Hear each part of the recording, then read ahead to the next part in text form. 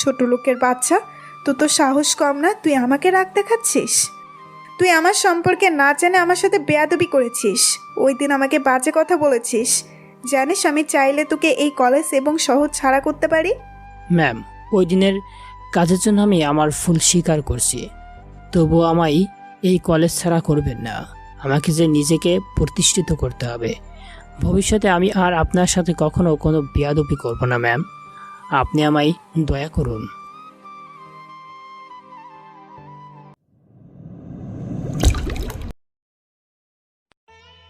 দাঁড়িয়ে আছি ব্রিজের রেলিংয়ের উপর আর তাকিয়ে আছি কালো ছায়ার ভিতর জ্বলতে থাকা তারাগুলোর দিকে, আর কথা বলছি আমার বোনের সাথে।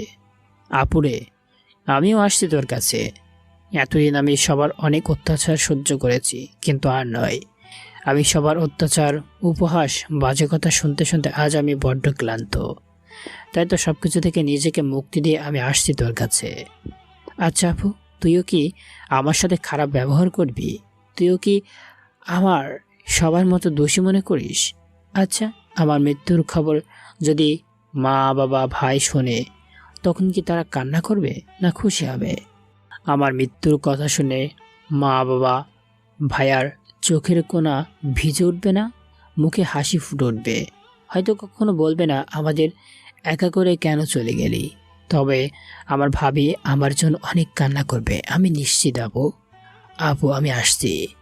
রাহুল কথাগুলো বলে ঝাঁপ দিল নদীতে আর ডুবে যেতে লাগলো নদীর অতল গভীরে। চলুন আপনাদের বলে আসি রাহুল কেন এমন একটা রাস্তা বেছে নিল 5 মাস আগে। বাবা, তোমায় কিছু কথা বলার ছিল আমার। কিন্তু বাবা আমার কথার কোনো উত্তর না দিয়ে চলে গেল। আমি কোনো উপায় না পেয়ে মায়ের সামনে গিয়ে বললাম, মা, কিছু কথা বলার ছিল তোমায়। কি কথা? যা বলার বলে আমায় উদ্ধার করো। মা, আমার কিছু টাকার দরকার ছিল।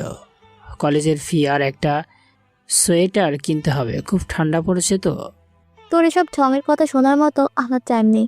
আসছে কলেজে টাকা নেওয়ার জন্য। পড়ালেখার বেলা অস্ত্রলম্বা আর টাকা লাগে। মা, সামনে ফাইনাল পরীক্ষা, তাই দিতে হবে। আমার কাছে টাকা নেই, যা তো আমার সামনে থেকে। নিতুকে নিয়ে স্কুলে যেতে হবে। আমি নিতুকে নিয়ে যাই মা। দরকার নেই তোর মতো পোড়ামুখী ছেলের শর্ত আমার সামনে থেকে। নিতু চলো। ছোট নিতু রাহুলের দিকে তাকিয়ে থেকে মায়ের সাথে হাঁটা দিল। রাহুলের চোখের কোণে জমা হওয়া জল মুছে সামনের দিকে যাচ্ছে। কোন উপায় না যে আমি মন খারাপ করে যখন চলে আসছিলাম, তখনই সিঁড়িতে ভাইয়ার সাথে দেখা। ভাইয়া আমার দিকে তাকিয়ে একটা বিরক্তকর ভাব প্রকাশ করে আমি বুঝতে পেরে একপাশে দাঁড়িয়ে গেলাম আর বললাম, ভাইয়া। ধুর, আজকের দিনটা আমার পুরো খারাপ হয়ে গেল। বুঝি কি হয়েছে? আমার কলেজের ফি দেওয়া লাগতো আর একটা সোয়েটার কিনতাম, যদি কিছু টাকা দিতে। থাপ্পড় খাওয়ার আগে সর আমার সামনে থেকে। তোকে আমি টাকা দিই আর আমাদের ব্যবসায় লাল বাতি জ্বলুক। তোর জন্য আমাদের পরিবারে এত অশান্তি। সকাল সকাল মেজাজটা খারাপ করে দিল। রাহুল মন খারাপ করে তার রুমের দিকে যাচ্ছিল। তখনই রাহুলের ভাবি রাহুলের হাত টেনে ধরেন। রাহুল পিছনে তার ভাবিকে দাঁড়িয়ে থাকতে দেখে বলে, কিছু বলবে ভাবি? না, কিছু দিব তোকে? কি দিবা, থাপ্পড়? থাপ্পড়ও দিব, সাথে কিছু টাকাও। আচ্ছা দাও, আমি আমার গাল এগিয়ে দিচ্ছি, নাও মারো। রাহুলের ভাবি রাহুলের গাল টেনে দিয়ে রাহুলের হাতে টাকা 3000 টাকা দিয়ে বলেন, তোরা না বলছি আমি ওদের কাছে কিছু চাইবি না? তোর যা লাগবে আমাকে বলতে বলছি, তাহলে ওদের বলবি কেন? ভাবি, তুমি তো আমায় এত দূরে নিয়ে এসেছো। নিজের মা বাবা থাকতে আমি তোমায় বলি কি করে বলো? তোমার ভবিষ্যৎ বলেও তো কিছু আছে। তোমায় তা নিয়ে ভাবতে হবে না। তুমি পড়ালেখা করার কোনো কিছু টেনশন করবে না। আমি হাসপাতালে যাচ্ছি, তুই কলেজে যা, আর ফেরার পথে হাসপাতাল হয়ে আসিস, একসাথে বাসায় আসবো। আচ্ছা ভাবি। নিপুণ চলে যায় সেখান থেকে। আর রাহুল তার ভাবি যাওয়ার দিকে কিছুক্ষণ তাকিয়ে থেকে রুমে গিয়ে রেডি হয়ে বের হয়ে যায় কলেজের উদ্দেশ্যে। এবার আপনাদের রাহুলের পরিচয় করিয়ে দেই। আমাদের গল্পের নায়ক হলো রাহুল। রাহুল এবার ইন্টার 2য় বর্ষে বাণিজ্য বিভাগে পড়ছে। রাহুলের বাবা রহিম চৌধুরী একজন বিজনেসম্যান, আর মা নীলা চৌধুরী গৃহিণী। রাহুলের বড় ভাই আরিফ তার বাবার সাথে বিজনেসে দেখাশোনা করে, আর ভাবি নিপুণ একজন ডাক্তার। রাহুলের ছোট একটা বোন আছে নিতু। নিতু এবার 8ম শ্রেণীতে পড়ে। রাহুলের পরিবারের কেউ রাহুলকে দেখতে পারে না, শুধু ভাবি আর নিতু ছাড়া। রাহুলকে অবহেলা করার একটা কারণ আছে, সেটা গল্পের সাথে থাকলেই জানতে পারবেন। কলেজে প্রবেশ করতেই সবাই আমার দিকে তাকিয়ে আমায় বিভিন্ন কথা বলতো। সবাই আমায় আটকোরা অপয়া বলে ডাকতো। সবার কথা সহ্য করতে করতে এইগুলো এখন আমার গায়ে শুয়ে গেছে। আমি যখন ক্লাসে প্রবেশ করি তখন ক্লাসের বাকি সবাই বলে ওঠে, হেই দেখ, অপয়া আটকোরা এসেছে, ওর দিকে তাকাস না, তাহলে নিজের ক্ষতি হবে। রাহুল কথাগুলো শুনে সবার দিকে একবার তাকিয়ে পিছনে তার জন্য নির্ধারিত একটা বেঞ্চে গিয়ে বসে পড়ে। এই বেঞ্চে রাহুল ছাড়া আর কেউ বসে না। কিছু সময় পর স্যার এসে ক্লাস নেওয়া শুরু করেন। রাহুল ক্লাসগুলো শেষ করে কলেজে প্রয়োজনীয় টাকা জমা দিয়ে নিপুণের হাসপাতালে চলে যায়। রাহুলকে দেখে নিপুণ বলে, এসে গেছিস? হুম। আচ্ছা, 15 মিনিট বস এখানে, আমি একটা রাউন্ডে যাচ্ছি, রাউন্ড শেষ করেই বের হব। আচ্ছা। রাহুল বসে রইল আর নিপুণ চলে গেল রাউন্ডে। রাহুলের রুমে বসে থাকতে ভালো লাগছিল না। তখন রাহুল রুম থেকে বের হয়ে হাঁটছিল। তখনই রাহুল শুনতে পায় একজন লোক ডাক্তারের সাথে কথা বলছে কিছু নিয়ে। রাহুল একটু সামনে এগিয়ে গিয়ে শুনতে পায় একজন লোক বলছে সে এত তাড়াতাড়ি বি পজিটিভ রক্ত কোথায় পাবে। ডাক্তারের পায়ে ধরে বলছে রক্তের ব্যবস্থা করতে, কিন্তু ডাক্তার বারবার বলছে তাদের ব্লাড ব্যাংকে নেই। রাহুল পাশে তাকিয়ে দেখতে পেলে একটা ছোট ছেলে দাঁড়িয়ে আছে। তখন রাহুল সামনে গিয়ে, আচ্ছা, আমি রক্ত দিতে রাজি আছি। আর ডাক্তার, আমার রক্তের গ্রুপ বি পজিটিভ। রাহুলের কথা শুনে ডাক্তার রাহুলকে নিয়ে গেলেন। যাওয়ার আগে রাহুল ওই লোকের কাঁধে হাত দিয়ে বলে চাই চিন্তা না করার জন্য। 30 মিনিট পর রাহুল রক্ত দিয়ে যখন বের হয়ে আসে তখন রাহুল দেখতে পায় ওই লোকটার ছেলেটা একটা লাশকে জড়িয়ে ধরে কান্না করছে।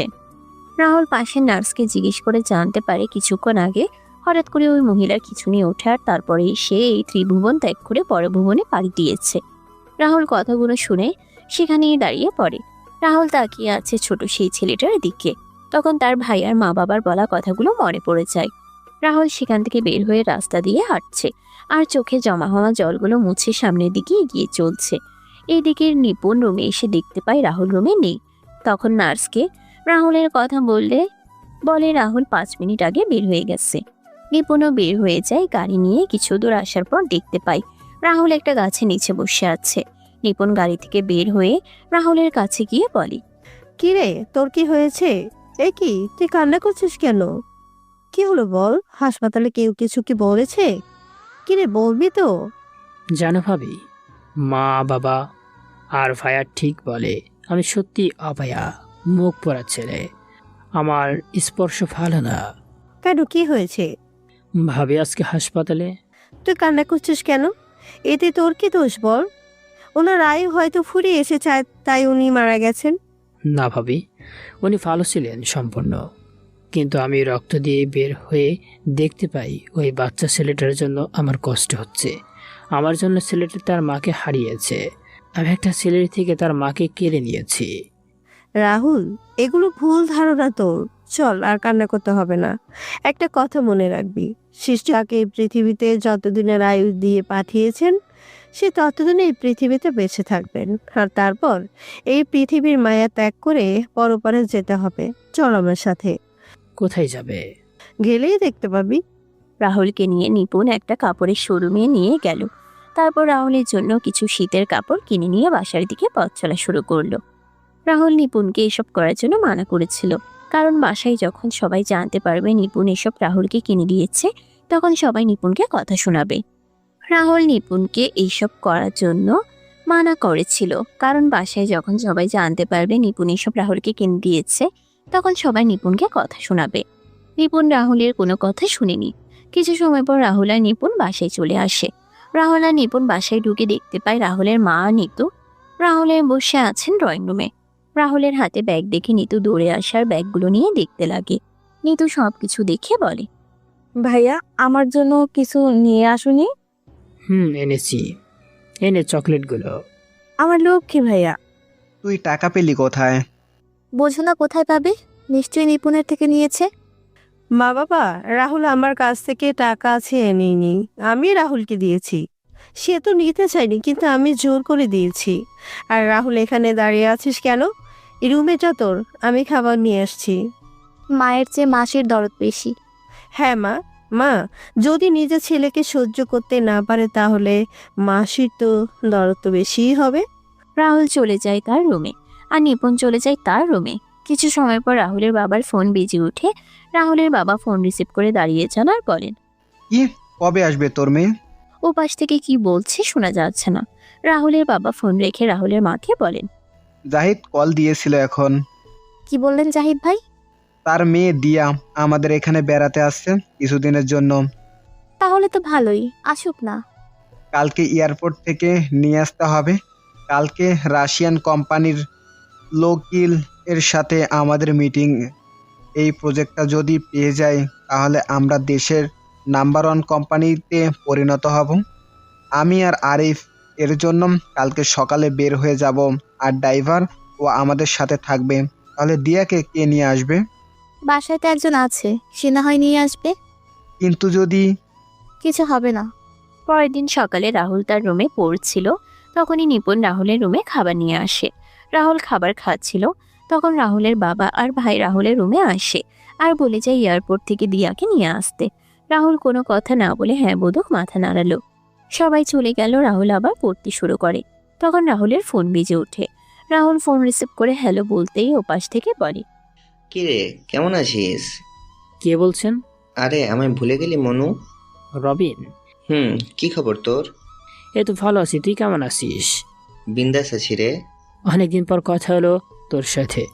5 বছর পর কি করছিস এখন তুই? ইন্টার দ্বিতীয় বর্ষে পড়ছি। তুই? আমিও। কোথায় আছিস, সিলেটে কি? তুই কই? বরিশাল আছি। আচ্ছা, ভালো থাকিস, পরে কথা হবে। আচ্ছা। বাবা, আমার দেবর বাবু দেখছি ফোনেও কথা বলছে। আরে ভাবি, কিছু বলবে? কার সাথে কথা বলছিস ভাইজান? রবিনের সাথে। তোমায় বলাই হয়নি রবিনের ব্যাপারে। 5 বছর আগে রবিন তার বাবার ট্রান্সফার করেন, পরিবারের সাথে বরিশালে চলে যায়।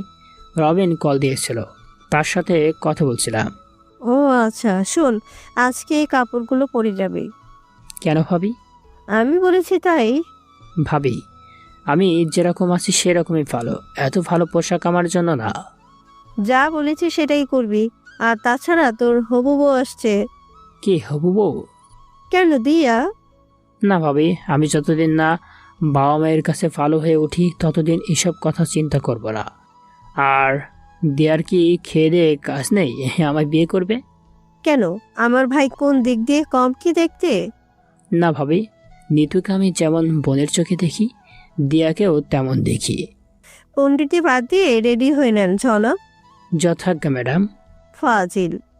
ভাবি হলেও তো এরকম হওয়া চাই। এখন শুধু আমি, আমার ভাইয়া বাবা মায়ের কাছে ভালো হয়ে গেলেই আমার জীবন পরিপূর্ণ। নিপুণ চলে যায়। রাহুল রেডি হয়ে নিচে আসতেই রাহুলের মায়ের সাথে দেখা হয়। তখন রাহুলের মা বলেন, এরকম সেজে গুজে কার্যের বুক খালি করতে যাচ্ছে কে জানে। মা, তুমি একটু বেশি কথা বলো। একদিন দেখবে তোমার বেশি কথা বলার জন্য কিছু একটা হবে। মা, চাবিটা? ভাইয়া, এই নে চাবিটা। রাহুল চাবি নিয়ে সেখান থেকে এয়ারপোর্টে চলে যায় আর গাড়ির সাথে হেলান দিয়ে অপেক্ষা করতে লাগে। কিছুক্ষণ পর একটা মেয়ে এসে রাহুলকে জড়িয়ে ধরে। রাহুল তো মেয়েটার জড়িয়ে ধরা দেখে বেশ অবাক হলো। রাহুল কোনো কথা বলছে না, পুতুলের মতো তাকিয়ে আছে। রাহুলকে ছেড়ে দিয়ে মেয়েটা বলে, বাহ, আগের থেকে তো বেশ হ্যান্ডসাম হয়ে গেছো। নতুন লুক, নতুন স্টাইল। কি আপনি আমায় জড়িয়ে ধরলেন যে? আরে আমায় চিনতে পারোনি? আমি দিয়া। কি? হ্যাঁ, চিনতে পারোনি? ও আচ্ছা, আপনি গাড়িতে বসুন, ব্যাগগুলো দিয়ে আমি গাড়িতে তুলে দিচ্ছি। রাহুল ব্যাগগুলো ডিকিতে রেখে এসে সামনের সিটে বসে দেখতে পায় দিয়াও সামনের সিটে বসেছে। রাহুল কিছু না বলে গাড়ি স্টার্ট দিল। তখন দিয়া বলে, কি করছো এখন তুমি? গাড়ি চালাচ্ছি। আরে বলছি, পড়ালেখা কি করছো? এইচএসসি পরীক্ষা দিতে হবে। আমিও তো। পরীক্ষার 1 মাস পরে, তাহলে তুমি এইখানে? আমি পরীক্ষা দিতে সিলেট আসছি। বুঝলাম না কিছুই। আমি সিলেটে এডিএস সরকারি কলেজে ভর্তি হয়েছি, কিন্তু ক্লাস করতাম ঢাকায়। পরীক্ষা দেওয়ার জন্য এখন আমি সিলেটে। ও আচ্ছা। তা তোমার গার্লফ্রেন্ডের কি খবর?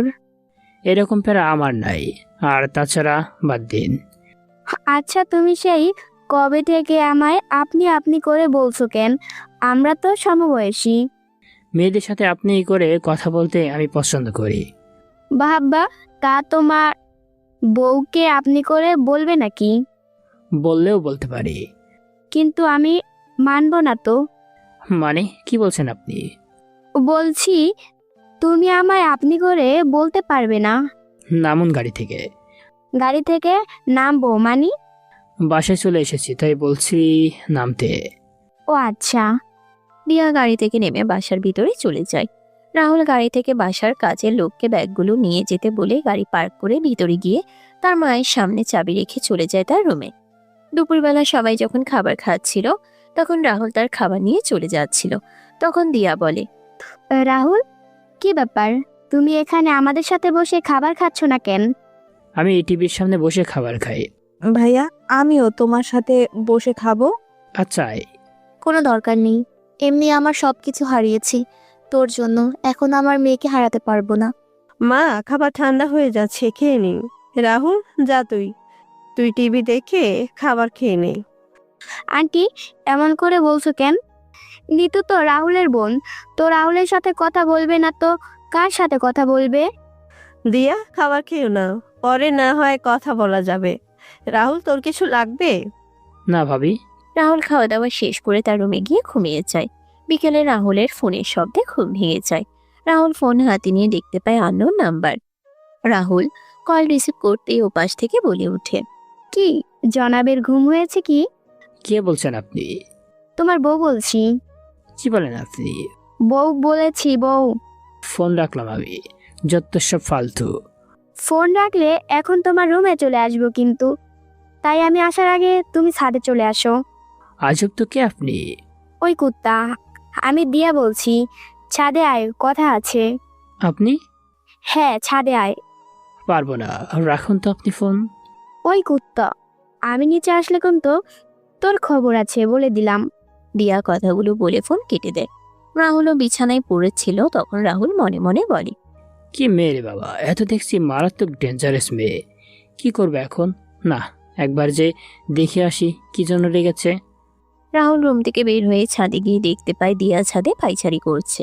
দিয়া রাহুলকে দেখতে পেয়ে বলে, যাক, বাধ্য ছেলের মতো চলে এসেছিস দেখছি। বলুন, কি বলবেন? আমায় এইখানে আপনার সাথে কথা বলতে দেখলে মা বাবা আমায় বকাঝকা করবে। তার আসার আগে বলুন কি জন্য রেগেছেন। প্রেম করার জন্য ডেকেছি জনাব। কি বলতেন আপনি? কিছু বলি নাই তো। হ্যাঁ বলুন। বাইরে যাব, চল ঘুরে আসি। না, আমি যাব না। চিন্তা নেই, আমি আন্টির থেকে পারমিশন নিয়ে এসেছি। মা বলেছে যাওয়ার জন্য। হ্যাঁ, আন্টি বলেছে, সাথে ভাবিও বলেছে। চলুন। কলেজে গিয়ে ক্লাস করা, বাসায় এসে মা বাবা ভাইয়ের মুখে কটু কথা শোনা, ভাবির স্নেহ ভালোবাসা আর দিয়ার সাথে পড়াশোনা করা, সবকিছু মিলিয়ে রাহুলের দিনগুলো ভালো চলছিল। এভাবে কিছুদিন চলে যায়। রাহুল আর দিয়ার পরীক্ষার দিন চলে আসে। রাহুল তার বাবা মায়ের কাছে গিয়ে পায়ে স্পর্শ করতে গেলে তার মা বাবা সরে যায় সেখান থেকে।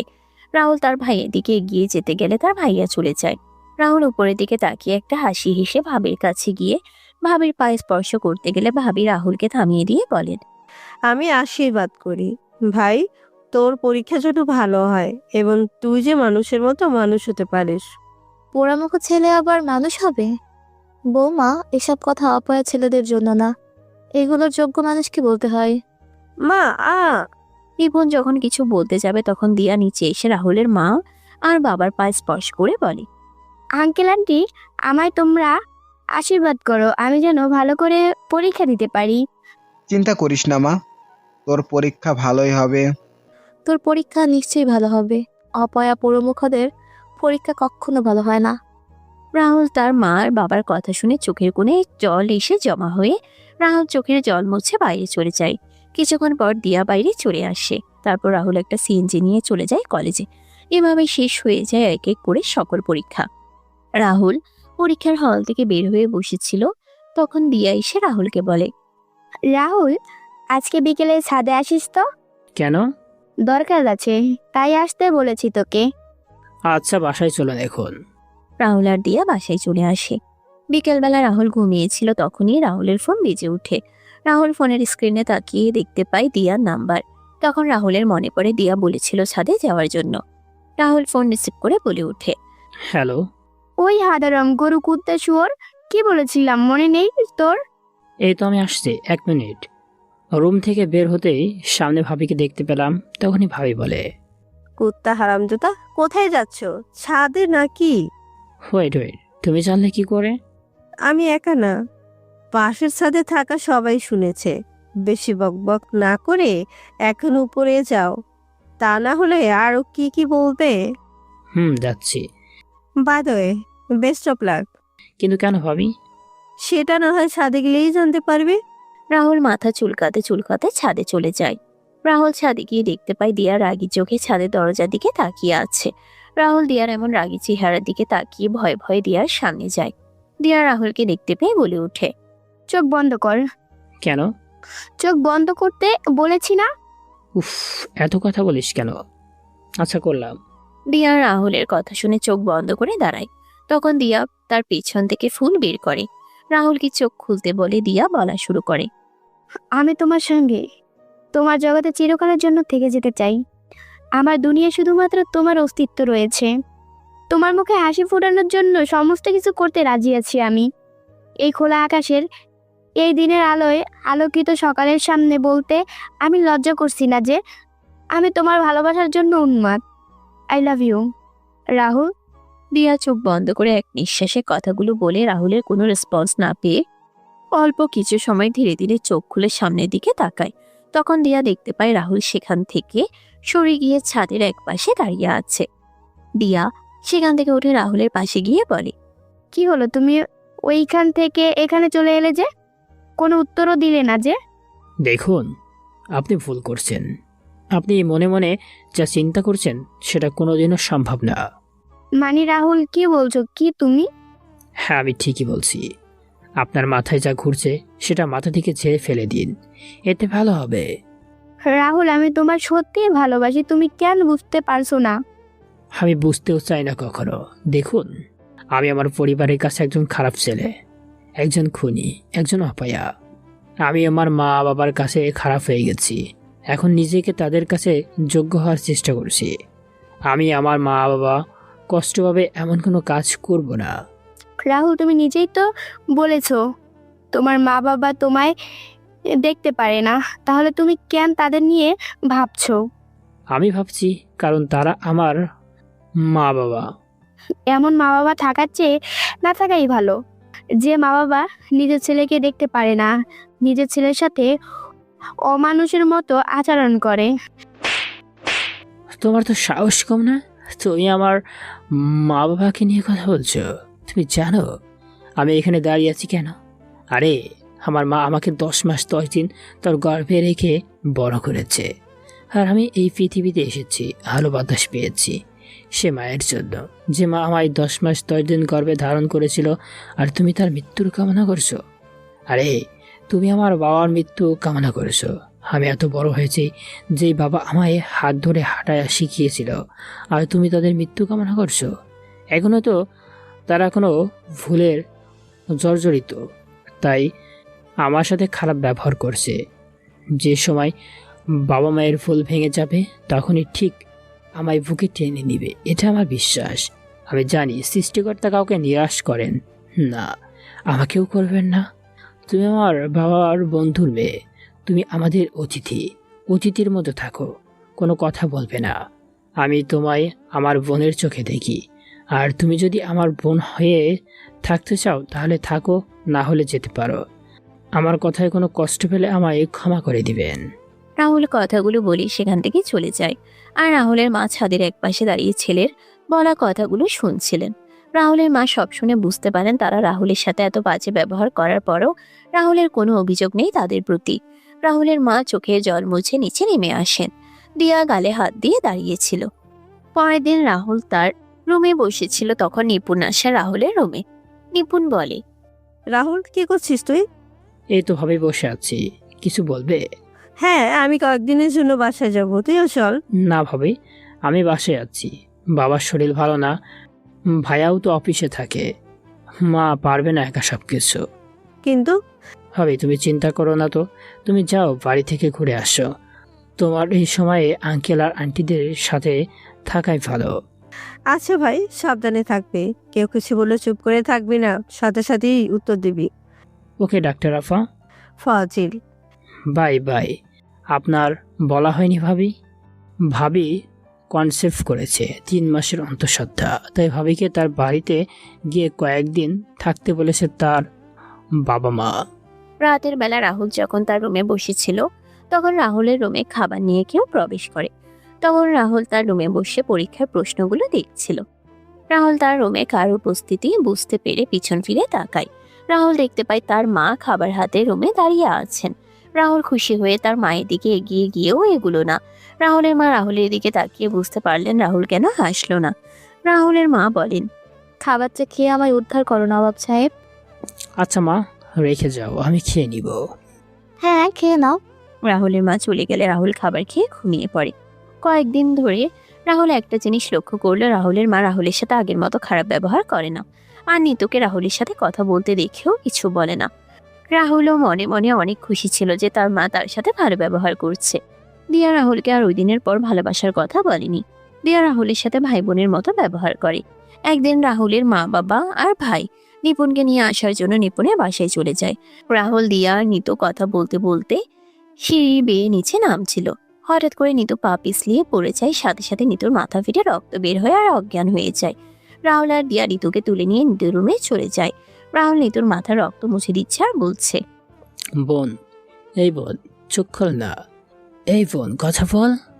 দিয়া, নিতুর জ্ঞান ফিরছে না কেন? আমিও বুঝতে পারছি না, পানি দিচ্ছি তো। এদিকে রাহুলের মা বাবা ভাই ভাবি বাসে এসে কাউকে দেখতে না পেয়ে হঠাৎ করে নিতুর রুম থেকে রাহুলের কণ্ঠ শুনতে পায়। সবাই নিতুর রুমে গিয়ে দেখতে পায় রাহুল নিতুর মাথায় ব্যান্ডেজ করে দিচ্ছে আর দিয়া নিতুর চোখে জল মুছে দিচ্ছে। রাহুলের মা নিতুর কাছে গিয়ে নিতুর মাথায় হাত বুলিয়ে দিয়ে আতঙ্কগ্রস্ত কণ্ঠে বলেন, কি হয়েছে নিতুল? আর মাথায় ব্যান্ডেজ কেন? আসলে মা, আমার কথা বলতে বলতে সিঁড়ি বেয়ে নিচে নামছিলাম, তখনই হঠাৎ করে নিতু পা পিছলে পড়ে যায়। চিন্তা করো না মা, আমি ব্যান্ডেজ করে দিয়েছি, এক্ষুনি জ্ঞান ফিরে আসবে। কি গো, ডাক্তারকে কল দিয়েছিলে? হ্যাঁ, ডাক্তার বলছে আসছে। নিতু, নিতু, মা কথা বল। আমি যে কেন তোকে বাসায় একা রেখে গেলাম? আমি তো ভুলেই গিয়েছিলাম একটা অপয়া অলক্ষণে ছেলে রয়েছে এই বাড়িতে। আসলে মা, আর কয়জন খাবি? তুই রাক্ষস, তোর জন্য আমাদের হাসিখুশি পরিবারটা ধ্বংস হয়ে যাচ্ছে। আজকে তোকে তো আমি মেরেই ফেলবো। আরিফ কথাগুলো বলে রাহুলকে মারতে লাগলো। আর রাহুল বলছে, ভাইয়া আমার কথাটা শোনো, আমি কিছুই করিনি। মা, ভাইয়া, রাহুল চিৎকার করছে কিন্তু আরিফ রাহুলকে মেরে যাচ্ছে। নিপুণ সবকিছু দেখছিল। তখন নিপুণ আরিফকে ধাক্কা দিয়ে সরিয়ে বলে উঠে, রাহুলকে কেন মারছো একা? দিয়াও সাথে ছিল তাহলে? কি বলছো কি বৌমা? নিপুণ, মাথা ঠিক আছে তোমার? আমার মাথা ঠিক আছে, কিন্তু তোমাদের মাথা ঠিক নেই। রাহুল আর দিয়া তো বাসায় ছিল, আর ওরা তো বলেছিল কথা বলতে নিচে নামছিল। তাহলে রাহুলের দোষ কোথায় এখানে? আর এখানে যদি রাহুলের দোষ থাকে তাহলে দিয়াও দোষ থাকার কথা। আরিফ, শান্ত হও, সরে আয় তুই। এই তো ডাক্তার এসেছে। তারপর ডাক্তার এসে নিতুকে দেখে একটা ইঞ্জেকশন দিয়ে কিছু মেডিসিন দিয়ে চলে যায় আর বলে যায় কিছু সময় পর নিতুর জ্ঞান ফিরে আসবে। ডাক্তার চলে যায় আর নিপুণ রাহুলকে নিয়ে সেখান থেকে চলে যায়। আচ্ছা, কি হয়েছিল বলতো আমায় রাহুল? আমার কথা বলতে বলতে আসছিলাম, আমি পিছনে আর দিয়া নিতুর সামনে। হঠাৎ করে দিয়া চিৎকার দিল আর আমি সামনে তাকিয়ে দেখতে পেলাম নিতু সিঁড়ি থেকে গড়িয়ে পড়ছে। বুঝতে পারছি।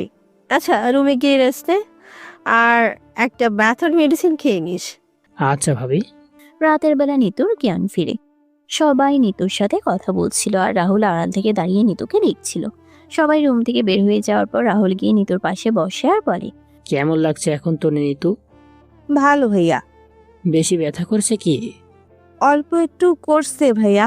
আচ্ছা ভাইয়া, সবাই তোকে বকাবকি করছে তাই না? কই না তো। আচ্ছা তুই রেস্ট নে, আমি গেলাম। আচ্ছা ভাইয়া। রাহুল নিতুর রুম থেকে বের হয়ে আসে। দিনে দিনে কিছুদিন চলে যায়। নিপুণের শরীরের অবস্থা ভালো না, তাই নিপুণের সাথে নিতুকে পাঠিয়ে দেওয়া হয় নিপুণের বাড়িতে। রাহুল তার রুমে বসে মোবাইলে গেম খেলছিল। তখনই দিয়া রাহুলের রুমে আসে আর বলে, কি করছিস তুই? গেমস খেলছি। কোনটা খেলছিস? Call of duty.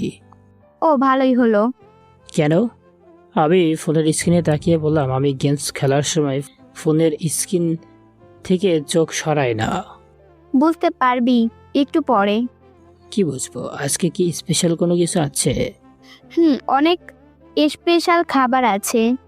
তাহলে তো ভালোই। কিছু সময় পর রাহুল তার রুমের মাটিতে রক্তাক্ত অবস্থায় পড়ে আছে, আর সামনে দাঁড়িয়ে আছে রাহুলের মা বাবা, বড় ভাই আর দিয়া। দিয়া রাহুলের পাশে দাঁড়িয়েছিল। তখন দিয়া রাহুলের কলার চেপে ধরে কানে কানে বলে, কি রে, এমন লাগছে কেন এখন? বলেছিলাম না স্পেশাল খাবার আছে, এই দেখ স্পেশাল খাবার দিয়ে দিলাম তোকে। তোকে নিজের বোন মনে করতো, আর তুই কি করলি এটা? আঙ্কেল আন্টি ভাইয়া দেখছো রাহুল কি বলছে? আমি এখন এই মুখ নিয়ে কোথায় যাব? রাহুলের মা গিয়ে দিয়াকে বুকের সাথে জড়িয়ে ধরে শান্ত করতে লাগলেন। তখন রাহুল বলে, মা বাবা ভাইয়া বিশ্বাস করো, আমি ওর সাথে এমন কিছুই করিনি। আমি তো দিয়াকে নিজের বোন মনে করি, তাহলে আমি এমনটা করতে যাব কেন?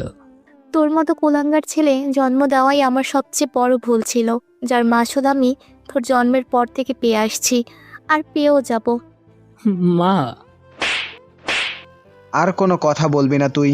এখনই আমার বাসা থেকে বের হয়ে যা। তোর মতো ছেলে আমাদের কোনো দরকার নেই। আজকে থেকে আমি তোকে ত্যায্য পুত্র করলাম। আজকের পর থেকে আমার একমাত্র ছেলে হলো আরিফ। আরিফ ছাড়া কোনো ছেলে আমার নেই। বাবা, আমার একটা কথা তোমরা শোনো, তারপর না হয় আমায় যা বলার বলো। শুনতে পাসনি বাবা কি বললো? এখনই বাসা থেকে বের হয়ে যা। মাটি থেকে কোনো রকম উঠে আমি মায়ের পায়ের কাছে গিয়ে, মা তুমি বিশ্বাস করো, আমি এমন কাজ করব। আমি এতদিন তোমাদের সাথে ছিলাম, তোমাদের আদর্শেই বড় হয়েছি। মা বিশ্বাস করো, আমি এমন কাজ করি না। আরিফ, এই ধর্ষণকারীকে আমার পা থেকে নিয়ে যা। আমার ঘরে আমার ছোট্ট আরেকটি মেয়ে আছে, বলা তো যায় না এমন ধর্ষণকারী কখনো কি করতে পারে। মা, একদিন ঠিকই বুঝবে, কিন্তু সেদিন আফসোস করবে তোমরা। কিন্তু তোমরা এটা মনে রেখো, তোমাদের উপর আমার কোনো অভিযোগ নেই।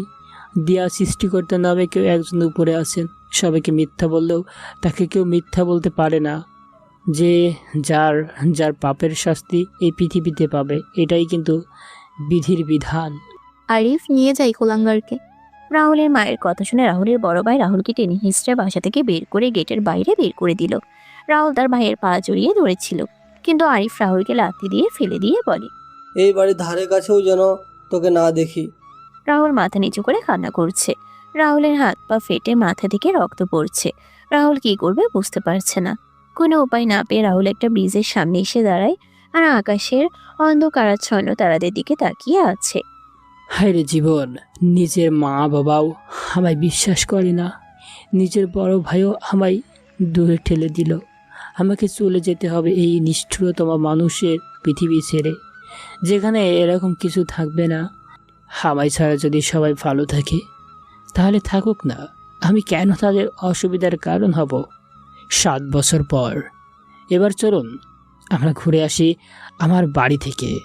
আমার মা বাবা, নিতু ভাই ভাবির সামনে কেউ বসে আছে আর চারিপাশে তাকাচ্ছে। তখন লোকটা বলে, আচ্ছা বাচ্চা, সবার সাথে কথা হলো, সবাই এখানে বসে আছো, কিন্তু রাহুল কই? রাহুলকে ডেকে আনো তোমরা। রাহুল সহ তোমাদের কিছু বলার আছে। আমার আর সবার জন্য সারপ্রাইজ আছে। মামা, ভাইয়া তো নেই, তাহলে ভাইয়া আসবে কি করে? নেই মানে? কোথায় গিয়েছে রাহুল? বাসায় না থাকলে কল দিয়ে বলো বাসায় আসতে। আমি এসেছি দেশে। কি করে কল দিব মামা? কল দিলে ফোনের রিং বেজে যাবে, কিন্তু কেউ তো রিসিভ করবে না। ফোন রিসিভ করে কথা বলার মানুষটাই যে ফোন রেখে দূরদেশে চলে গেছে। কি বলছো কি বৌমা? আপু, দোলাভাই, বৌমা কি বলছে এসব? সবাই নিশ্চুপ হয়ে আছে, কোনো কথা বলছে না। তখন কামাল খান বলেন, কি হলো? কিছু বলছো না যে? সবাই চুপ কেন? মামা, আসলে রাহুল আর আমাদের মাঝে বেঁচে নেই। রাহুল মারা গেছে, আজকে 7 বছর হলো। মারা গেছে মানে?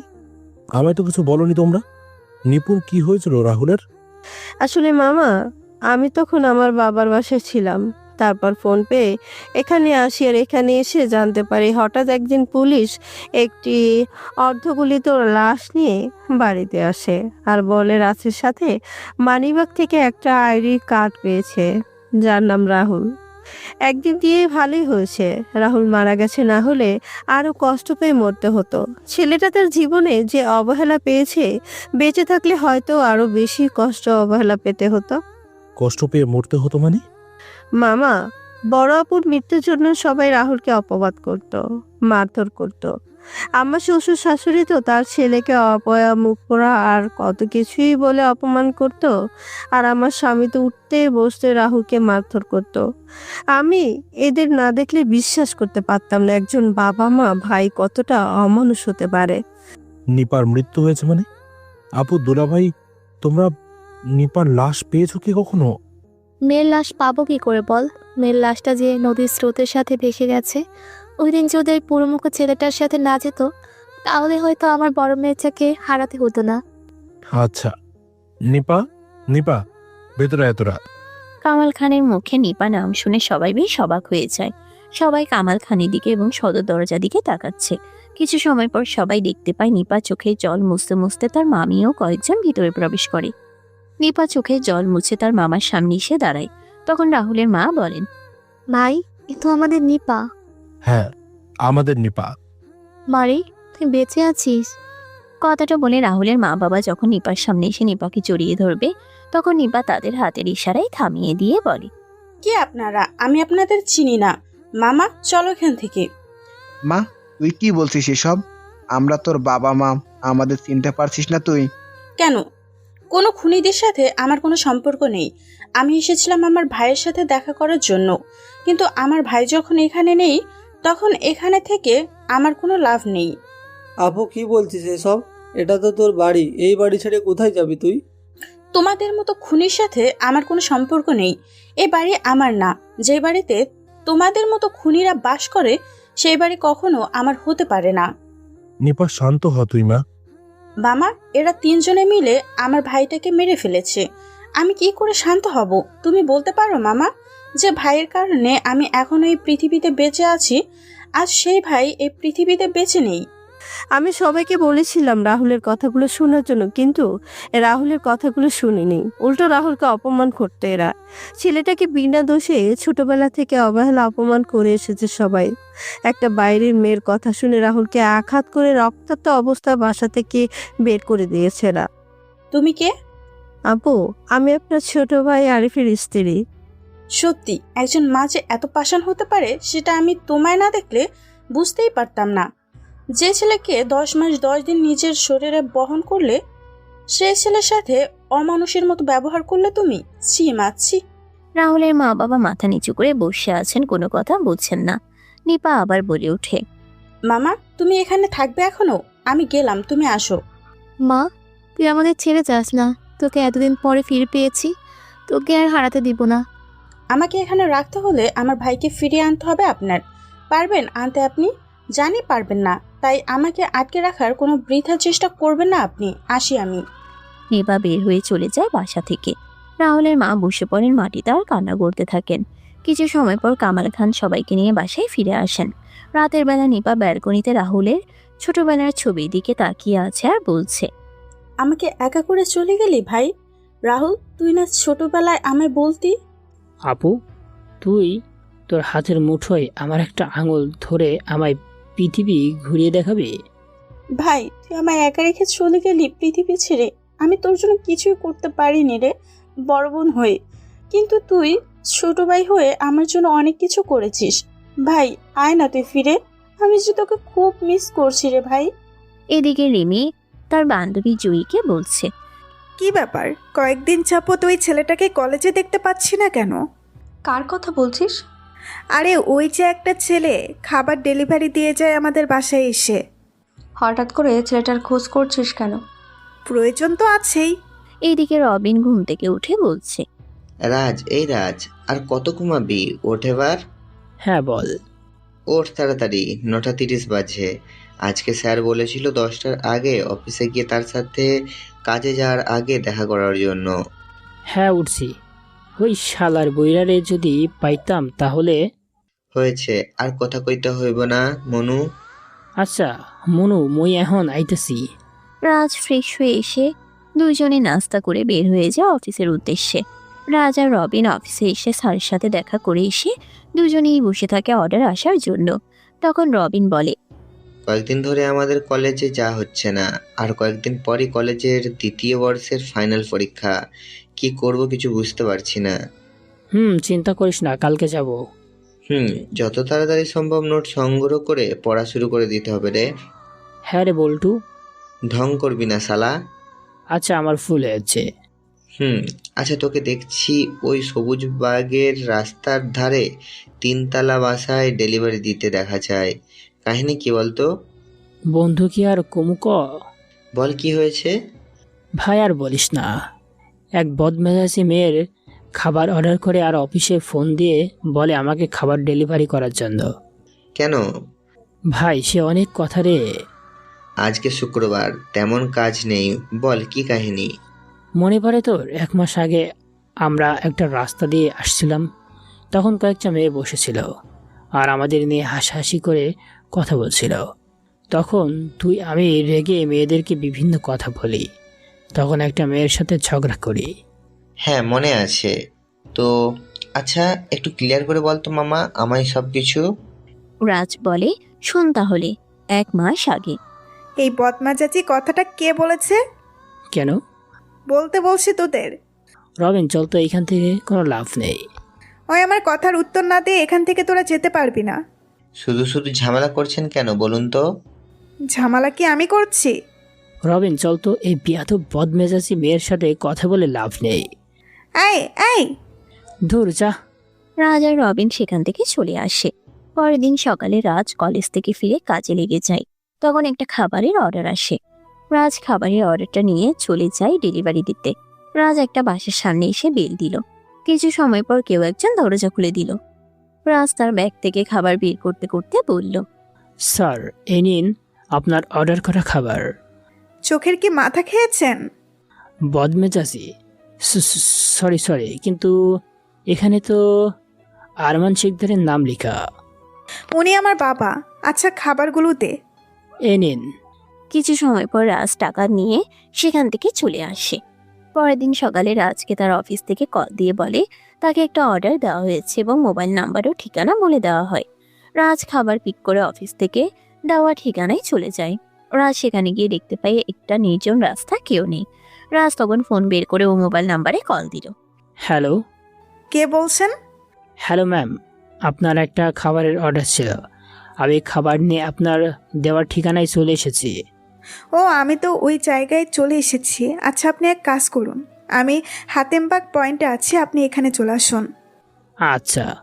কিছু সময় পর রাজ হাতিমবাগ পয়েন্টে গিয়ে ওই নাম্বারে কল দিল। কল দেওয়ার কিছু সময় পর একজন মেয়ে আসে খাবার দেওয়ার জন্য। রাজ মেয়েটার হাতে খাবার দিয়ে বলে, ম্যাম এই নিন আপনার খাবার। ম্যাম বিলটা। এ কি, আমি কি ঠান্ডা খাবার খাবো নাকি? ম্যাম আমি গরম গরম খাবার নিয়ে বের হয়েছিলাম, কিন্তু সবুজ ব্যাগ থেকে এখানে আস্তে আস্তে খাবার ঠান্ডা হয়ে গেছে। আপনার বিল হয়েছে 560 টাকা। 560 টাকা মানে? আমার ফোন বের করে ম্যামকে দেখিয়ে বললাম, এই দেখুন ম্যাম, খাবারের দাম 480 টাকা আর ডেলিভারি চার্জ 80 টাকা। আগে তো ঠান্ডা খাবার নিয়েছিস, তার উপর বলছিস 560 টাকা। আমি 500 টাকা দিচ্ছি, এগুলো নিয়ে যা। ম্যাম আমি তো আপনার থেকে বেশি টাকা নিচ্ছি না, আমার ফোনের অ্যাপে যা এসেছে আমি সেটাই নিচ্ছি আপনার থেকে। কোনো কথা বলবি না, তাহলে আমি তোর অফিসে এখনই কল দেব আর তোর প্রোফাইলে রেটিংও কম দেব। এই নে 500 টাকা। জয়ী কথাটা বলে চলে যায়, কিন্তু রাজ জয়ীকে অনেকবার ডেকেছিল কিন্তু জয়ী দাঁড়ায়নি। জয়ী গাড়ি করে চলে যায়। রাজ কোনো উপায় না পেয়ে ওই জায়গা থেকে কাজ শেষ করে বাসায় চলে আসে। এভাবে 20 দিন রিমি আর জয়ী রাহুলকে খাবার নিয়ে ঘুরিয়েছিল। রাহুল একবার চিন্তা করেছিল, কিন্তু বাস্তবতার কথা চিন্তা করে আর চাকরি ছাড়তে পারেনি। বর্তমান ওই থেকেই চলছে বন্ধু আমার, ওই বাড়িতে যাওয়া আসা।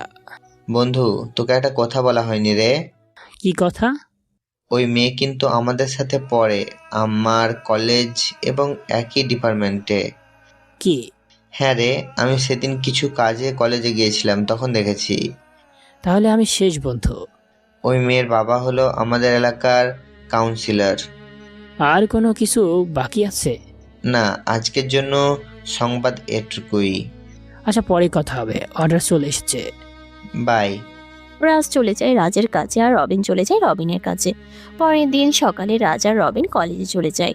রাজ রবিন তার বন্ধুদের সাথে কথা বলছিল, তখন রিমি সামনে এসে বলে, ওই পান্ডা, আমাদের জন্য খাবার নিয়ে আয়। কেউ কোনো কথা বলল না। তখন রিমি আবার বলে ওঠে, কি রে, কি বললাম শুনতে পাসনি? কাকে বলছেন আপনি? তোর পাশের পান্ডাকে। ওর নাম পান্ডা না, ওর নাম হলো রাজ। তো যাই হোক, কি রে শুনতে পাসনি কি বললাম? ওই তোরা চল, রবিন তুইও চল, ক্লাসের সময় হয়ে গেছে।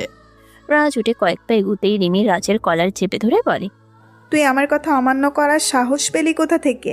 তুই জানিস আমি কার মেয়ে? মানুষের কাছেই তো তার পরিচয়, তাই আমি কারোর পরিচয় সম্পর্কে জানতে ইচ্ছুক নই। আসি, ওই চল তোরা। বাবা, সেটার কথার কি ছুরি! এক কথায় এতদিনের করা সকল কিছুর উত্তর দিয়ে গেল। দাঁড়া, ক্লাস শেষ করে বের হ, তারপর বুঝাবো ওকে। রাজ আর রবিন সকল ক্লাস শেষ করে বের হয়ে যখন মাঠ দিয়ে হাঁটছিল, তখন রিমি রাজের সামনে এসে দাঁড়ায়। রাজ রিমিকে দেখে পাশ কাটিয়ে চলে যায়। তখন রিমি ইচ্ছে করে রাজের গায়ের সাথে ধাক্কা খায় আর মাগো বলে মাটিতে পড়ে যায়। তখন রাজ কিছুটা রেগে বলে, আচ্ছা, আপনি আমায় অযথা হয়রানি করাচ্ছেন কেন বলুন তো? ছোট লোকের বাচ্চা, তোর তো সাহস কম না, তুই আমাকে রাগ দেখাচ্ছিস? রাজ থাপড়টা খেয়ে মাথা নিচু করে নিল। তখন রিমি আবার বলে ওঠে, তুই আমার সম্পর্কে না জেনে আমার সাথে বেয়াদবি করেছিস। ওই দিন আমাকে বাজে কথা বলেছিস। জানিস আমি চাইলে তোকে এই কলেজ এবং শহর ছাড়া করতে পারি। মেয়েটার মুখে কলেজ ও শহর ছাড়া কথা শুনে কিছুটা ভয় হলো। তখন বললাম, ম্যাম, ওই দিনের কাজের জন্য আমি আমার ভুল স্বীকার করছি, তবুও আমায় এই কলেজ ছাড়া করবেন না। আমাকে যে নিজেকে প্রতিষ্ঠিত করতে হবে। ভবিষ্যতে আমি আর আপনার সাথে কখনো কোনো বেয়াদবি করব না ম্যাম, আপনি আমায় দয়া করুন। যা, ক্ষমা করে দিলাম এবারের মতো তোকে। রাজ আর রবিন কলেজ থেকে বের হয়ে আসে।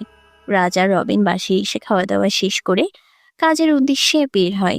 রাজ তার ফোনে আসা অর্ডারগুলো রিসিভ করে খাবার ডেলিভারি দেওয়া শুরু করলো।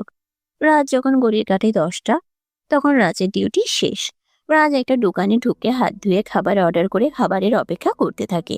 কিছু সময় পর খাবার আসলে রাজ যখন খাওয়া শুরু করবে তখনই রাজের ফোন বেজে ওঠে। রাজ খাবার মুখে না তুলে ফোন হাতে নিয়ে দেখতে পায় তার অফিস থেকে কল। রাজ ফোন রিসিভ করে বলে, হ্যালো। ও পাশ থেকে কি বলছে কিচ্ছু শোনা যাচ্ছে না। রাজ একবার খাবারের দিকে তাকিয়ে বলে, স্যার, আমি মাত্র খাবার খেতে বসেছি, আমি এই খাবারটা খেয়ে যাচ্ছি অর্ডার নিয়ে। রাজ ফোনটা রেখে খাবারের দিকে একবার তাকাচ্ছে, আরেকবার ফোনের দিকে। রাজ খাবার রেখে হাত ধুয়ে বিল দিয়ে বের হয়ে যায়।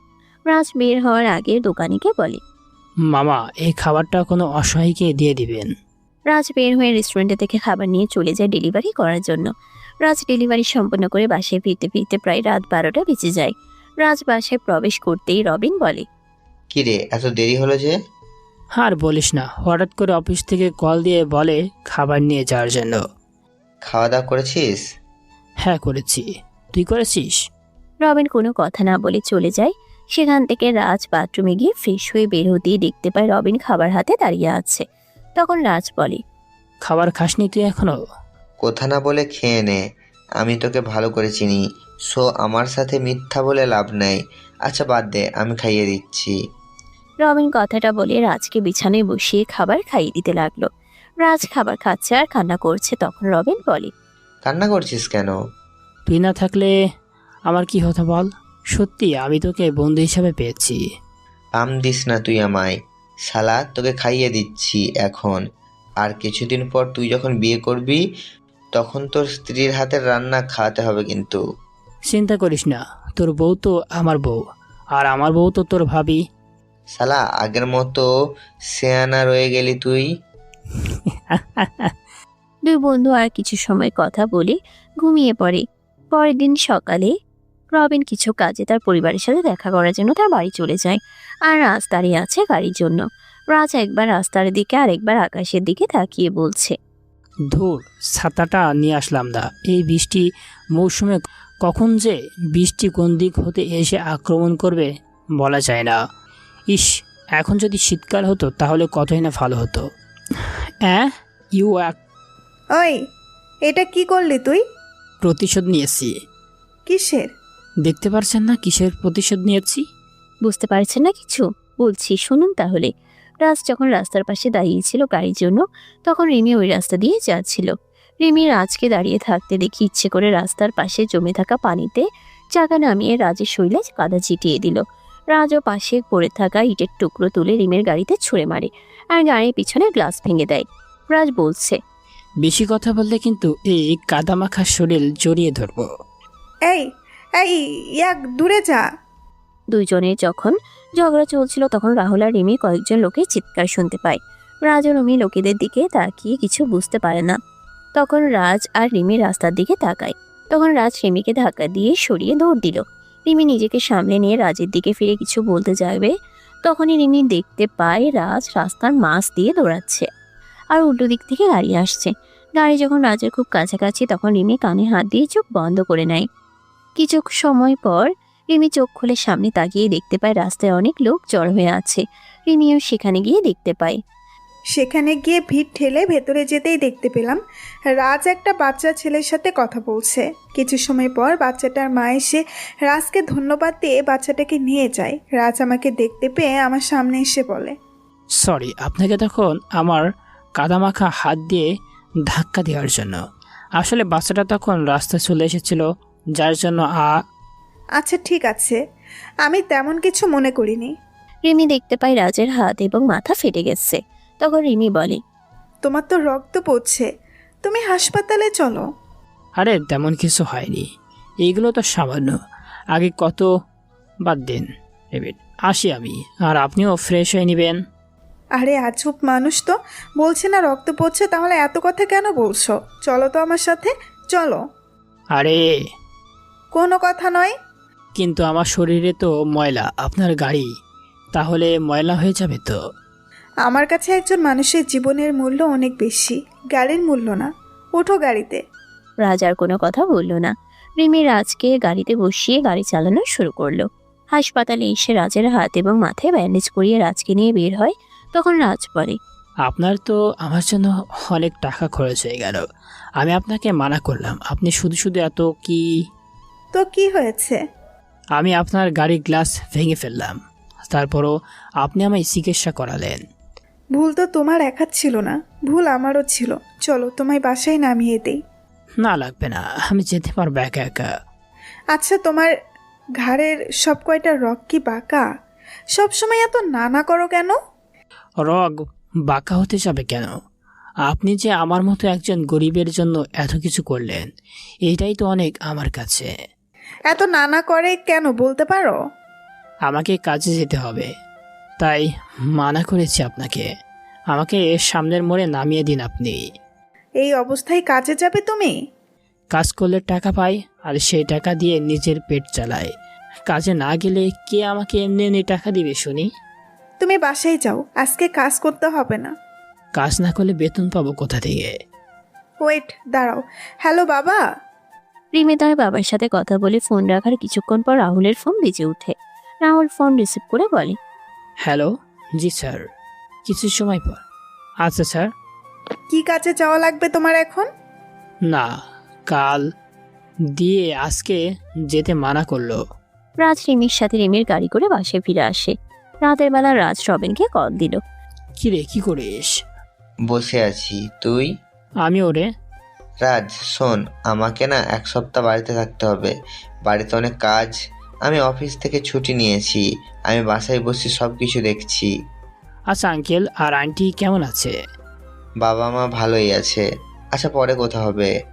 রাজ ফোন রাখতে একটা আননোন নাম্বার থেকে রাজের ফোন আসে। রাজ কল রিসিভ করে বলে, হ্যালো, কে বলছেন? আমি বলছি। আমি তো আবার কেমন নাম? আমি রিমি বলছি। এই আপনি আমার নাম্বার পেলেন কোথা থেকে? পেয়েছি রাস্তার পাশে একটা বিদ্যুতের থাম্বাতে। কেন কল দিয়েছেন? প্রেম করার জন্য। কি? এত কথা বলিস কেন? মেডিসিন খেয়েছিস? না, খাইনি। কেন? পড়া শেষ করে খেয়ে নিব। এখন রাত 12টা বাজে, এখনো খাবার খাসনি, করছিস? এখন খাবো। আচ্ছা খাবার খেয়ে নে তাড়াতাড়ি। রিমি কথাটা বলে ফোন রেখে দিল। রাজ খাবার খেয়ে ঘুমিয়ে পড়ে। এদিকে কেউ বলছে, কি বলছিস কি তুই? ফোনের ওপাশ থেকে কি বলছে সেটা শোনা যাচ্ছে না, তখন জেপি বলে, বাহ, তাহলে তো ভালোই হয়েছে। এবার ওই রহিম চৌধুরী পরিবারের সব কয়টাকে একসাথে যন্ত্রণা দিয়ে মারবো। এতদিন পারিনি, কিন্তু এখন শেষ করব। ছোটটাকে তো অনেক আগেই ওর পরিবার সরিয়ে দিয়েছে, এবার ওদের পাল্লা। এবার আমার মাস্টার রানীকে ফিরিয়ে আনতে হবে। জেপি ফোনটা কেটে তার ফোনের সেভ করা নাম্বারে কল দিল। কল রিসিভ হতেই জেপি বলে, রানীমা, এবার তোকে যে ফিরতে হবে, খেলা শুরু করতে হবে তোকে। রহিমের বড় মেয়ে ফিরে এসেছে, এবার বড় মেয়ের সাথে সব কয়টাকে কষ্ট দিয়ে মারতে হবে। ফোনের ওপাশ থেকে কি বলছে কিছু শোনা যাচ্ছে না, তখন জেপি বলছে, চিন্তা নেই, 2 মাস পরেই খেলা শুরু হবে। এবার তাহলে তুই তোর খেলা শুরু করে দে, আরিফের সাথে ওইখানে বসে। জেপি ফোন রেখে হাসতে হাসতে ঘুমিয়ে পড়ে। পরের দিন সকালে রাজ রেডি হয়ে কলেজের দিকে হাঁটা দিল। কিছু দূর আসতেই দেখতে পায় রিমি গাড়ির সাথে হেলান দিয়ে দাঁড়িয়ে আছে। রাজ হেঁটে রিমির পাশ দিয়ে চলে যাচ্ছিল, তখনই রিমি রাজের সামনে গিয়ে বলে, গাড়িতে ওঠো। কেন? আমি হেঁটে যেতে পারবো। বললাম না গাড়িতে উঠতে, তাহলে এত কথা বলছিস কেন? আচ্ছা, আপনি এমন করছেন কেন বলুন তো? আমায় আর কত দয়া করবেন বলুন। আমার মন বলছে তাই করছি। ওঠ বলছি। আচ্ছা, আমি গরিব বলে কি আপনি আমায় দয়া করছেন? কি বললে তুই? আরে ছাড়ুন, কি বলছেন কি? তাহলে গাড়িতে গিয়ে বস এক্ষুনি। রাজ আর কোনো কথা না বলে গাড়িতে গিয়ে বসে। রিমি গাড়ি চালানো শুরু করে। কলেজের ভিতরে এসে গাড়ি থামতেই রাজ গাড়ি থেকে নেমে তার বন্ধুদের সাথে গিয়ে কথা বলা শুরু করে। রিমি গাড়ি থেকে নেমে তার বান্ধবীদের কাছে চলে যায়। তখন জুই বলে, কি রে, আজকে রাজকে নিয়ে আসছিস যে? নিয়ে এলাম। কাহিনী কি বলতো? কাহিনী কিছুই না, নিয়ে রাস্তায় পেলাম তাই সাথে করে নিয়ে এলাম এমনিতেই। ও আচ্ছা। কিছু সময় পর সবাই ক্লাসে চলে যায়। ক্লাস শেষ করে রাজ তার বন্ধুদের সাথে কথা বলছিল। তখনই রাজ একটা মেয়ের চিৎকার শুনতে পায়। রাজ সহ সবাই তাকিয়ে দেখতে পায় কয়েকজন ছেলে মিলে একটা মেয়েকে জোর করে টেনে নিয়ে যাচ্ছে। রাজ এটা দেখে কিছু সময় চুপ থেকে দাঁড়িয়ে ওইদিকে হাঁটা দিল। রাজের বন্ধুরা রাজকে নিষেধ করছিল, কিন্তু রাজ শুনেনি। রাজের পিছন পিছন রিমি, জয়ী ও তার বন্ধুরা আসে। রাজ ছেলেগুলোর সামনে গিয়ে বলে, কি সমস্যা ভাই? তোমরা মেয়েটাকে এভাবে নিয়ে যাচ্ছ কেন? সেটা কি তোকে বলতে হবে?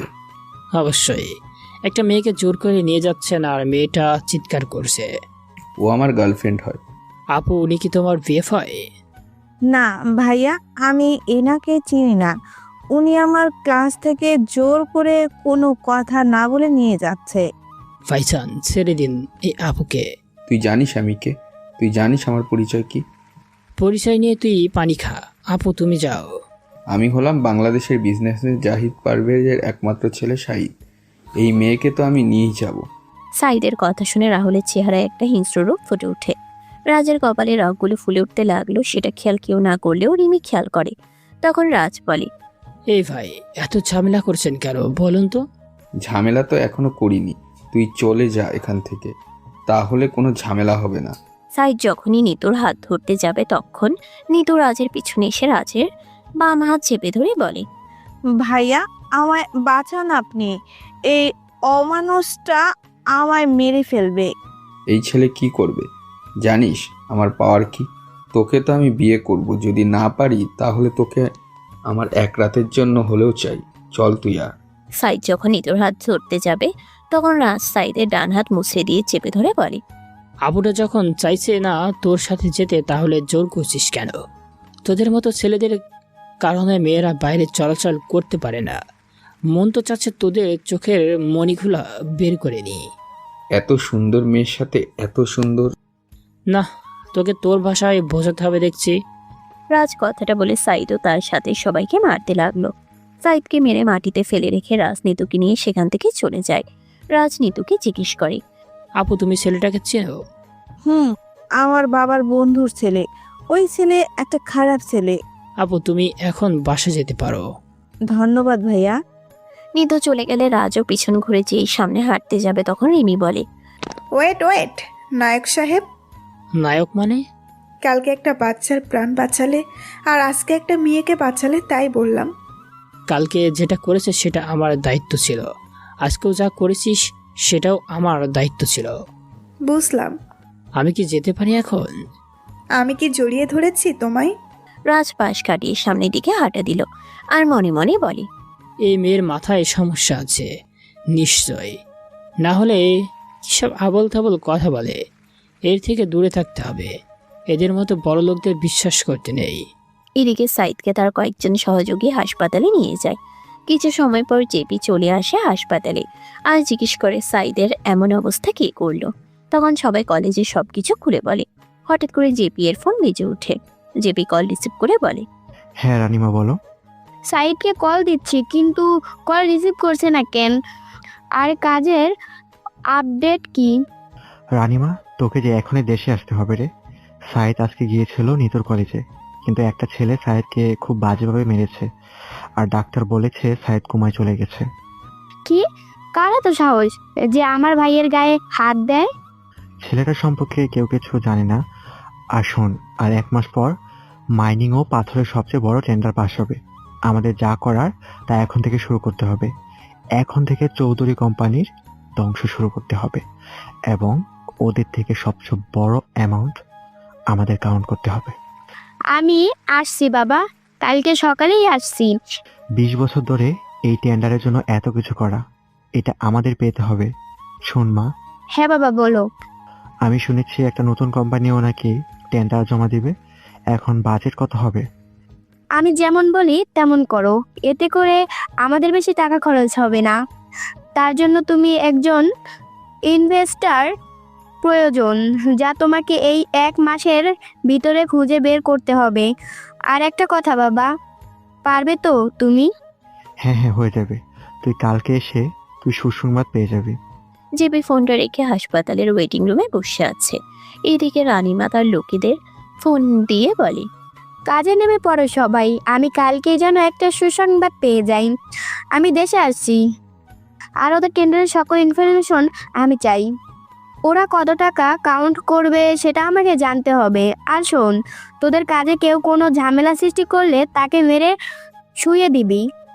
এদিকে আরিফ পাশে এসে ফ্রেশ হয়ে নিচে গিয়ে তার বাবার সাথে খাবার টেবিলে বসে তার বাবাকে বলে, বাবা আর 1 মাস পর টেন্ডার পাস হবে, কিন্তু আমাদের টেন্ডার জমা হয়নি এখনো। কত টাকার বাজেট হবে? 6,500 কোটি টাকা। তবে খুব সাবধানে জমা করবি। জাহিদ কিন্তু আমাদের প্রতিদ্বন্দ্বী। জাহিদ যেন কিছুই জানতে না পারে। এই মাইনিং ও পাথরের কোয়ালিটি থেকে আমাদের 90% টাকা আসে।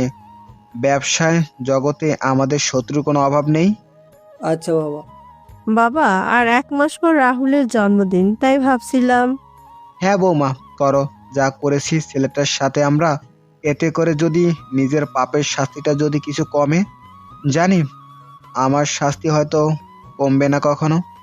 কথাগুলো বলে রাহুলের বাবা চোখের জল মুছে খাবার টেবিল ছেড়ে উঠে পড়েন আর আরিফ তার খাবার খেয়ে চলে যায়। নিপুণ তার শাশুড়ির রুমে গিয়ে বলে, মা চলুন খাবার খেয়ে নিবেন। আমার খিদে নেই বৌমা, তুমি খেয়ে নাও। মা, নিজেকে আর কত এভাবে কষ্ট দিবেন? যতদিন আমার মৃত্যু না হয় ততদিন নিজেকে কষ্ট দিবে এভাবে। আমি আমার ভুলের জন্য নিজের ছেলেকে হারিয়েছি, তাই নিজেকে শাস্তি দিচ্ছি। এতদিন হয়ে গেল আমার মেয়েটাও আমার সাথে কথা বলে না। আমি দেখা করতে গেলে আমার সাথে দেখা করে না। সবই আমার পাপের শাস্তি। মা চলুন, খেয়ে নেবেন অল্প করে। না বৌমা, আমার খিদে নেই। নিপুণ রুম থেকে বের হয়ে সোফায় বসে কল দিল নিপার নাম্বারে। কিছু সময় পর নিপা কল রিসিভ করে বলে, হ্যাঁ নিপুণ বলো। আপু কেমন আছেন? আছি ভালোই, তুমি কেমন আছো? আছি ভালো আপু। সৌরভ কেমন আছে? ভালো আছে আপু। আপু একটা কথা বলার ছিল। হ্যাঁ বলো। আপু, আপনি যদি বাড়িতে আসতেন একবার। বাবা মা খাওয়া দাওয়া ছেড়ে দিয়েছে বলতে গেলে। মা বাবার শরীরের অবস্থাও ভালো না। আরিফ এখনই সবকিছু দেখাশোনা করছে। নিপুণ, সবকিছু জানার পরও তুমি কি করে বলতে পারছো আমায়? আপু কি করব বলুন? মা বাবার কষ্ট সহ্য হচ্ছে না। রাহুলকে যে আমি নিজের ছোট ভাই মনে করতাম, কিন্তু আপু আর 1 মাস পর রাহুলের জন্মদিন, আপনি আসবেন তো? দেখি, ভালো থেকো। নিপুণ কল রেখে অল্প কিছু খাবার খেয়ে ঘুমিয়ে পড়ে। পরের দিন সকালে রাজ ঘুম থেকে উঠে নাস্তা করে পড়তে বসে। পড়া শেষ করে রেডি হয়ে কলেজের উদ্দেশ্যে বের হয় বাসা থেকে। রাজ বাসা থেকে কিছু দূর আসার পর হুট করে একটা গাড়ি এসে রাজকে ধাক্কা দিল আর রাজ গাছের গুড়ির সাথে বাড়ি খেয়ে ছিটকে গিয়ে রাস্তার পাশে পড়ে। গাড়ি থেকে কয়েকজন লোক নেমে এসে রাজের পাশে দাঁড়ায়। লোকগুলো রাজের রক্তাক্ত ছবি তুলে নিয়ে কিছু সময় পর লোকগুলো চলে যায়। রাজকে রিমি কল দিয়ে যাচ্ছে কিন্তু ফোন রিসিভ হচ্ছে না। কয়েকদিন পর রাজের জ্ঞান ফিরছে। রাজ পাশে তাকিয়ে দেখতে পায় রাজের পাশে রবিন আর রিমি বসে আছে। তখন রাজ বলে, কিরে রবিন, তুই এখানে কেন? তোর জ্ঞান ফিরেছে? দাঁড়া, আমি ডাক্তার নিয়ে আসছি। এখন কেমন লাগছে তোমার? ভালো। যাক বাবা। এই যে ম্যাম, আপনি এখানে কি করে? চোখ মুখ ফ্যাকাশে হয়ে আছে কেন? কি হলো, কথা বলছেন না কেন? আমি এখানে থাকলে কি সমস্যা হবে? এত তেরা তেরা কথা বলেন কেন? আ আসুন ডাক্তার, আসুন। ডাক্তার এসে রাহুল দেখে পরীক্ষা করে চলে যায়। তখন রবিন বলে, এখন বলতো কি করে হলো এমনটা? আরে আমি কলেজে আসছিলাম, তখনই হঠাৎ করে একটা গাড়ি এসে আমায় ধাক্কা মারে। আর আমি কি জানি একটারে সাথে ধাক্কা খেলাম, তারপর বলতে পারি নাই কিছু। দেখে শুনে চলাফেরা করবি না? আমাকে দেখে তোর বাচ্চা মনে হয় কি রবিন? বাচ্চা না হলে এমন হতো নাকি? এই রবিন, এই বদমাজাজি মেয়ে এখানে কেন? কি বললি তুই? আমি বদমাজ আছি? হ্যাঁ বলেছি, কি করবি? তোরে আমি কাঁচা কাঁচা খেয়ে ফেলবো কিন্তু। তোকে বদমেজাজি মেয়ে বলা ভুল হয়েছে আমার। তুই তো আস্ত একটা রাক্ষসী মেয়ে। শালা, আজকে তোরে। এদিকে, তোকে তো আমি। এই চুপ, একদম চুপ। কি শুরু করেছিস তোরা বাচ্চাদের মতো? রাজ মিমি না থাকলে কি হতো তোর? মানে উনি না থাকলে কি হতো? রবিন, বাদ দে না।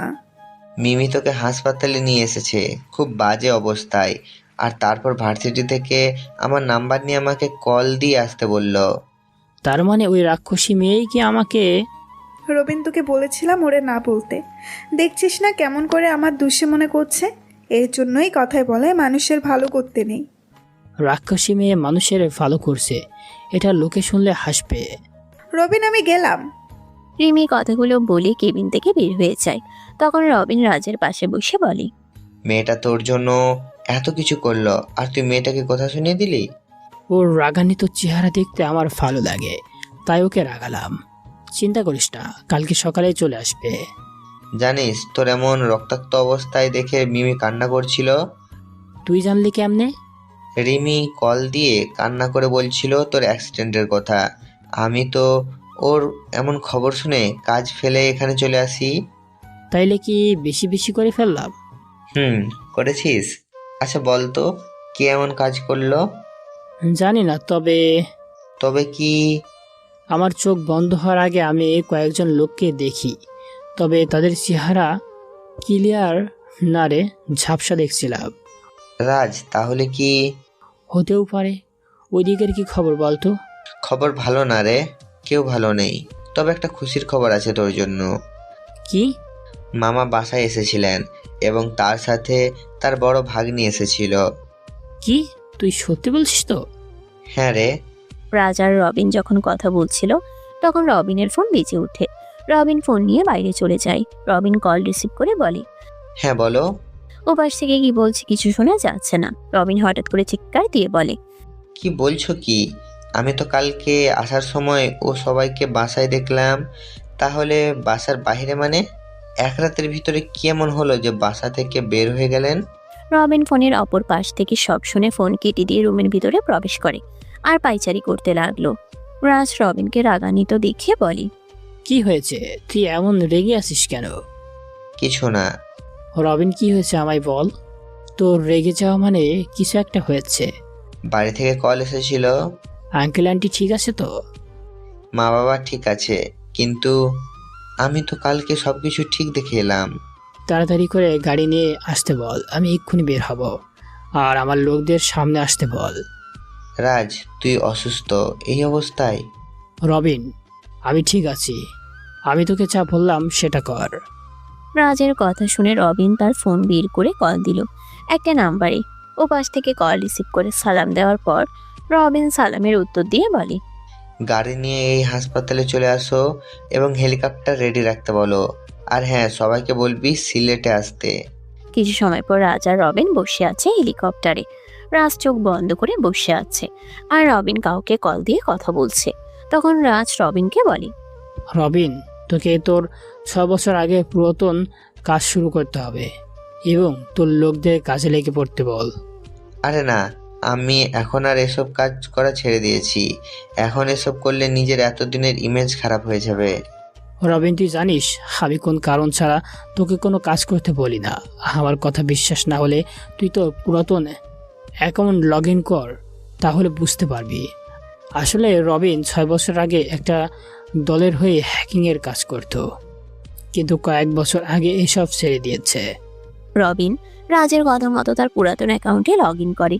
রবিন তার অ্যাকাউন্টে লগ ইন করার পর রাজের দিকে তাকিয়ে আছে অবাক চোখে। তখন রাজ বলে, কিরে, সত্যি বললাম তো, আমি এতদিন সন্দেহ করছিলাম, কিন্তু 2 দিন আগে সেটা ক্লিয়ার হয়ে গেলাম। তুই জানলি কি করে ভাই? এবার বল তুই কি করবি? আমি কি তোকে বলে দিব সব কিছু? বন্ধু, কিছু বলতে হবে না, আমি করে নিচ্ছি। হেলিকপ্টার ল্যান্ড হওয়ার আগেই আপডেট পেয়ে যাবি। কোথায় যাচ্ছে আমরা? তুই কি জানিস কোনো খবর ওদের? জেনেছি। রাজ রবিন কিছু সময় পর হেলিকপ্টার থেকে নেমে একটা গাড়িতে উঠে। রাজ আর রবিন একটা গাড়িতে এবং রাজদের পিছনে 7-8টি গাড়ি আসছে। কিছু সময় পর রাজ আর রবিন একটা বাড়ির সামনে এসে গাড়ি থামে।